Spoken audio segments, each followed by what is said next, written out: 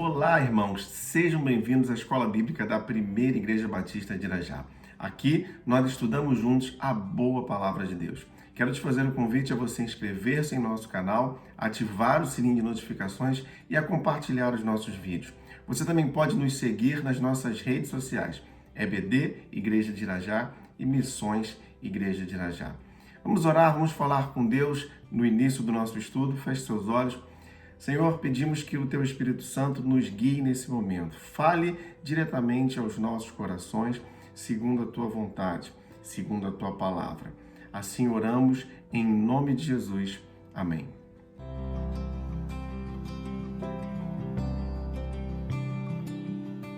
E nós seguimos estudando o tema Gênesis. Para isso, nós estudamos a revista Compromisso, da editora Convicção. O título da lição de hoje: Deus age contra o pecado. Nós vamos estudar aqui os capítulos 16 a 19 do livro de Gênesis e veremos como foi desafiador para o grande patriarca Abrão manter-se íntegro diante de uma geração tão corrupta e pecadora. Também veremos as provisões de Deus para que Abrão, e assim nós vamos aprender com ele, a ter uma vida consagrada. Entre a bênção de Deus e os costumes da terra. Gênesis capítulo 16, versos de 1 a 16. Nós já vimos anteriormente, no capítulo 15, que Deus havia feito uma promessa a Abrão, a promessa de um herdeiro. O capítulo 15, verso 4 diz: um filho gerado por você será o seu herdeiro. Mas acontece que, de fato, entre a promessa e o seu cumprimento, houve uma longa espera. Capítulo 21, verso 5 diz assim: estava ele com 100 anos de idade quando lhe nasceu Isaque, seu filho. Então, entre a promessa e o cumprimento, há aqui um hiato de 25 anos. Foram 25 anos de espera. Esse tempo talvez seja um tempo muito difícil, e certamente o é, para cada um de nós quando temos que esperar algo. Talvez a espera da cura de uma enfermidade, a salvação de um parente, a solução para um relacionamento, enfim, nós não temos como explicar todas essas demoras ou aparentes demoras, mas de fato esse é o momento onde a nossa fé ela há de ser provada, assim como foi também com o caso de Abrão e Sara. Só que Abrão e Sara, eles desistem de esperar pelo cumprimento da promessa. Diz assim o texto, capítulo 16, versos de 1 a 3. Ora, Sarai, mulher de Abrão, não lhe dera nenhum filho. Como tinha uma serva egípcia chamada Agar, disse a Abrão: já que o Senhor me impediu de ter filhos, possua a minha serva. Talvez eu possa formar família por meio dela. Abrão atendeu a proposta de Sarai. Quando isso aconteceu, já fazia 10 anos que Abrão, seu marido, vivia em Canaã. Foi nessa ocasião que Sarai, sua mulher, entregou sua serva egípcia, Agar, a Abrão. Então aqui nós vemos uma tentativa de solução de um problema. O problema era a falta de filhos, a falta da descendência.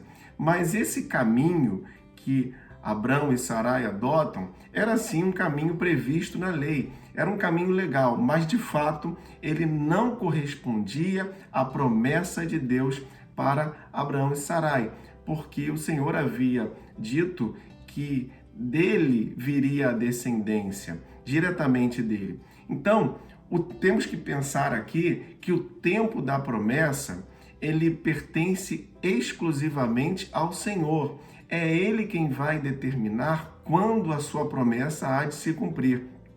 De fato, essa tentativa de auxílio que Abrão e Sarai dão aqui a esse problema, de resolução do problema, foi uma tentativa desastrosa que trouxe muitas consequências negativas. Capítulo 16, versos de 4 a 6, diz assim: ele possuiu Agar e ela engravidou. Quando se viu grávida, começou a olhar com desprezo para sua senhora. Então Sarai disse a Abrão: caia sobre você a afronta que venho sofrendo. Coloquei a minha serva em teus braços e agora que ela sabe que engravidou, despreza-me. Que o Senhor seja o juiz entre mim e você. Respondeu Abrão a Sarai: sua serva está em suas mãos. Faça com ela o que achar melhor. Então Sarai tanto maltratou Agar que ela acabou fugindo. A serva Agar, então, agora está grávida e ela está desdenhando de Sarai. Isso porque sua patroa não tinha filhos. Sarai, então, coloca toda a sua irritação sobre Abrão. Abrão agiu contra a vontade de Deus, sim, nós já vimos isso. E assim, por ele ter agido contra a vontade de Deus, ele paga um alto preço. Também é conosco dessa forma. Sempre nós temos um preço a pagar quando agimos contra a vontade de Deus. A bênção confirmada por um sinal. Gênesis 17, versos de 1 a 27. Nos versos de 1 a 17, nós vamos ver a confirmação do pacto que foi iniciado no capítulo 15. Diz assim o texto, Gênesis 17, verso 2. Estabelecerei a minha aliança entre mim e você, e multiplicarei muitíssimo a sua descendência. Verso 4. De minha parte, esta é a minha aliança com você. Você será pai de muitas nações. Não será mais chamado Abrão, seu nome será Abraão, porque eu o constituí pai de muitas nações. Eu o tornarei extremamente prolífero. De você farei nações e de você procederão reis. Estabelecerei a minha aliança como aliança eterna entre mim e você e com os seus futuros descendentes, para ser o seu Deus e o Deus dos seus descendentes. E o verso 8. Toda a terra de Canaã, onde agora você é estrangeiro, darei como propriedade perpétua a você e a seus descendentes, e serei o Deus deles. Nós vemos aqui a repetição da promessa, do pacto que inicia-se no capítulo 15, mas agora, mais uma vez, trazendo os seus três pilares principais. A ideia de uma semente, uma bênção e uma terra. O verso 6 fala da multiplicação da semente, o verso 7 da bênção sobre Abraão e o verso 8 da promessa da terra, que era Canaã. O Senhor ele está confirmando, então, aquela promessa feita anteriormente. Mas aqui surge um novo elemento nessa aliança. Os versos de 9 a 14 do capítulo 17 dizem o seguinte: de sua parte, disse Deus a Abraão: guarde a minha aliança, tanto você como os seus futuros descendentes. Esta é a minha aliança com você e com os seus descendentes, aliança que terá que ser guardada. Todos os do sexo masculino entre vocês serão circuncidados na carne. Terão que fazer essa marca, que será o sinal da aliança entre mim e vocês. Queridos, o texto aqui ele nos mostra que a circuncisão, ela é uma marca, ela é um sinal da aliança. Então, a chave para o entendimento dessa instituição chamada circuncisão está no verso 9, quando diz: guarde a minha aliança. Abraão, ele deveria guardar, ele deveria cumprir aquela aliança com o Senhor com o seu coração. Então, essa aliança, que ela começa no coração, ela tem como sinal, como uma marca externa, a circuncisão. A circuncisão, então, ela é apenas um sinal externo de alguém que guarda a aliança no coração. Vimos ainda, nesse texto também, as mudanças dos nomes. Abrão para Abraão, que significa pai de multidão, e Sarai para Sara, que significa princesa. Tudo isso com a certeza do verso 8, a maravilhosa certeza que diz: e serei o Deus deles. O Senhor, Ele mesmo, é o garantidor da sua promessa. Ele é quem dá a certeza de que ela há de se cumprir. O Senhor, o Deus Todo-Poderoso, Ele é a garantia de que no tempo certo as suas promessas, todas elas, se cumprirão em nossas vidas. A promessa renovada ao meio-dia. Gênesis capítulo 18, versos de 1 a 16. Nesse trecho está sendo descrito aqui como Deus se apresenta pessoalmente a Abraão. Diz assim os versos de 1 a 3. O Senhor apareceu a Abraão perto dos carvalhos de Manre, quando ele estava sentado à entrada de sua tenda, na hora mais quente do dia. Abraão ergueu os olhos e viu 3 homens em pé, a pouca distância. Quando os viu, saiu da entrada de sua tenda, correu ao encontro deles e curvou-se até o chão. Disse ele: Meu senhor, se mereço o seu favor, não passe pelo seu servo sem fazer uma parada. Abraão aqui está se propondo a receber aqui esses seres que estão próximos à sua residência. Aqui nós temos uma teofania. A teofania é um termo teológico que se refere a uma manifestação divina e também de seres angelicais através de uma forma provisória de homens. Então, isso acontece como uma ratificação da promessa. Nos versos de 9 a 14, nós veremos ainda que Sara, ela é confrontada a crer na promessa do Senhor. Mas o ponto alto aqui é o verso 14, quando nos diz: existe alguma coisa impossível para o Senhor? Queridos, não existe algo que seja impossível para o Senhor. Sejam quais forem as dificuldades, nada é impossível para Deus. Intercessão ao cair da tarde. Gênesis capítulo 18, versos de 17 a 33. No encontro, então, que nós já começamos a ver entre o Senhor e Abraão, nós vamos perceber que o Senhor ele há de expor a Abraão o que há de acontecer com as cidades de Sodoma e Gomorra. O verso 17 diz assim: Então o Senhor disse: Esconderei de Abraão o que estou para fazer? Queridos, preste atenção em um detalhe muito precioso aqui nesse texto. É por causa da comunhão de Abraão com o Senhor que o Senhor lhe revela os seus planos. E então, esse conhecimento dos planos do Senhor permite que Abraão interceda por aquelas cidades, Sodoma e Gomorra. E Abraão ele há de interceder por Sodoma e Gomorra porque seu sobrinho Ló estava habitando em Sodoma juntamente com sua família. Nós vemos aqui então 2 requisitos que são básicos para a intercessão por alguém: o amor sincero pela pessoa e também a comunhão com Deus a quem nós pedimos. Cada um de nós deve cultivar a comunhão com Deus e ser um intercessor daqueles que amamos. Risco para os que decidem apartar-se da bênção. Gênesis capítulo 19, versos de 1 a 23.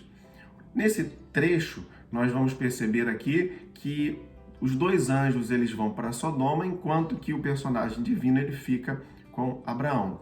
Em Sodoma, na casa de Ló, nós veremos os traços do tipo de pecado dos sodomitas. O verso 5 do capítulo 19 diz: Chamaram Ló e lhe disseram: Onde estão os homens que vieram à sua casa esta noite? Traga-os para nós, aqui fora, para que tenhamos relações com eles. O pecado daqueles habitantes ali de Sodoma, ele era de natureza sexual, chamado sodomia. E a sodomia, então, ela refere-se à relação sexual com perversidade. Deuteronômio capítulo 23, verso de número 7, diz: Nenhum israelita, homem ou mulher, poderá tornar-se prostituto cultual. O apóstolo Paulo, escrevendo também em sua carta aos Romanos, capítulo 1, versos 26 e 27, diz: Por causa disso, Deus os entregou a paixões vergonhosas. Até suas mulheres trocaram suas relações sexuais naturais por outras contrárias à natureza. Da mesma forma, os homens também abandonaram as relações naturais com as mulheres e se inflamaram de paixão uns pelos outros. Começaram a cometer atos indecentes, homens com homens, e receberam em si mesmos o castigo merecido pela sua perversão. Ainda o apóstolo Paulo, escrevendo em sua primeira carta aos Coríntios, capítulo 6, verso 9, Vocês não sabem que os perversos não herdarão o reino de Deus? Não se deixem enganar, nem imorais, nem idólatras, nem adúlteros, nem homossexuais, passivos ou ativos. Queridos, ainda que algumas pessoas adotem essa prática de conduzir suas próprias vidas, nós olhamos para a palavra do Senhor e vemos que a Bíblia não dá suporte para esse tipo de prática. Romanos capítulo 7, verso 5 diz: pois quando éramos controlados pela carne, as paixões pecaminosas despertadas pela lei atuavam em nossos corpos de forma que dávamos frutos para a morte. Então essas práticas pecaminosas, elas dão fruto, sim, mas não um fruto para a vida, e sim um fruto para a morte espiritual, que é a morte eterna. O novo nascimento, por sua vez, ele vai nos levar a uma vida guiada pelo Espírito. Gálatas capítulo 5, verso 16 diz: por isso digo, vivam pelo Espírito e de modo nenhum satisfarão os desejos da carne.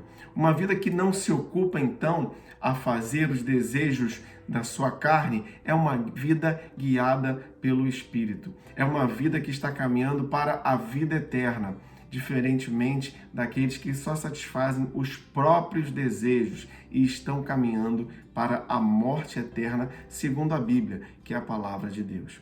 E de volta à nossa história em Gênesis capítulo 19, diante daquela situação, o Senhor ele envia anjos para livrar Ló e sua família. O verso de número 15 diz assim: ao raiar do dia, os anjos insistiam com Ló, dizendo: depressa, leve daqui a sua mulher e suas 2 filhas, ou vocês também serão mortos quando a cidade for castigada.